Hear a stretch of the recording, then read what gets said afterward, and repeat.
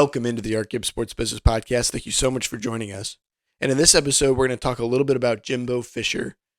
He's of course, the head coach of the yet-to-win a national championship Texas A&M Aggies. We're going to talk a little bit about his contract and a little bit about the money that Texas A&M is spending compared to the other SEC schools.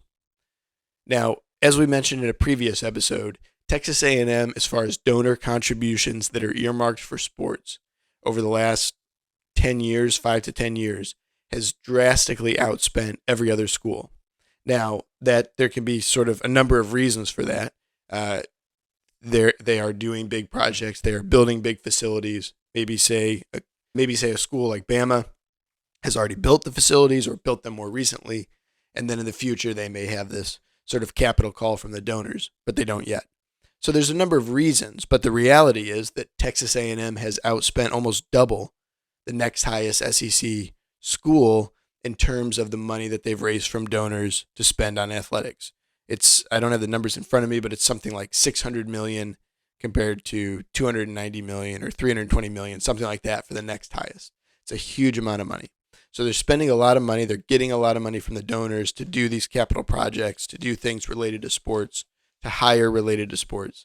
And of course, at the head of all that, they've paid a lot of money for their head football coach, which of course is critical in any college sports program, any college sports department.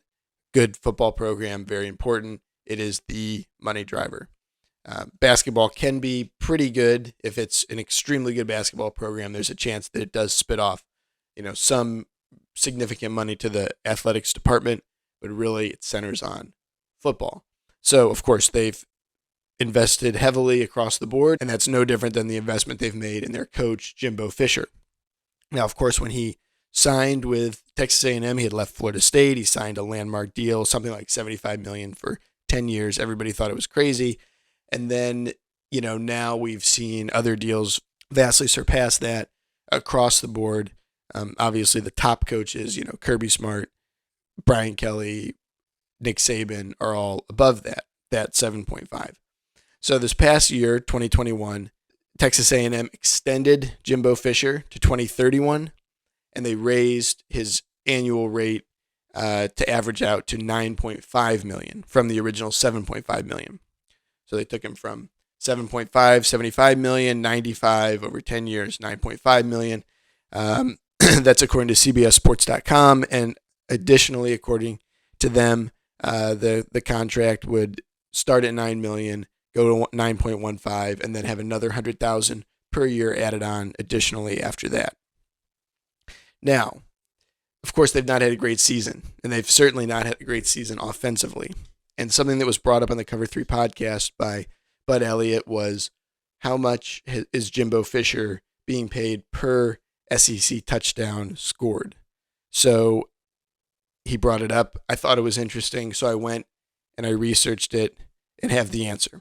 So again, he's going to be at $9 million. $9 million. They've played 6 SEC games: Arkansas, Mississippi State, Bama, South Carolina, Ole Miss, and Florida.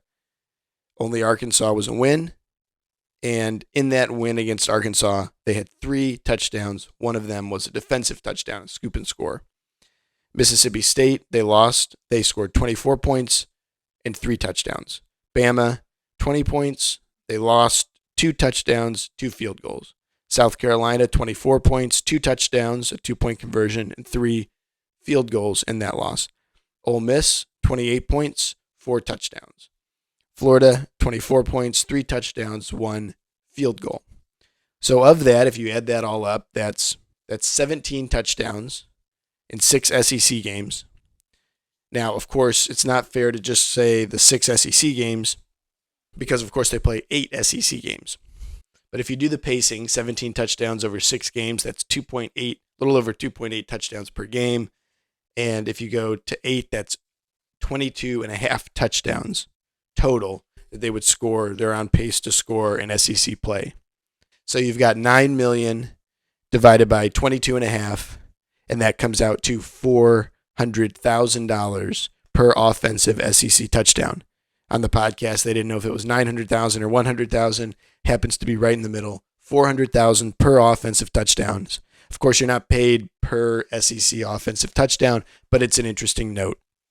So when you look across the board, and of course they've been ravaged by injuries, and there's a number of reasons for why this may be happening, and it may not continue in the future. But it's an interesting point. You see large amounts of money spent. Obviously, you have to spend a certain amount of money to compete. But here's Texas A&M with great recruiting classes, spending a lot of money. They're sort of failing to put it on the field in a sense. You've got other schools maybe spending less money, maybe a TCU, maybe an Illinois, something like that are playing superior football. And that will always happen. But it's just an interesting note in this extreme case where one school has put the pedal to the metal, outspent everybody, and is struggling with depth and struggling to score. Alrighty, thanks so much for joining the ArtGibbs Sports Business Podcast, and we will see you next time. Have a great day.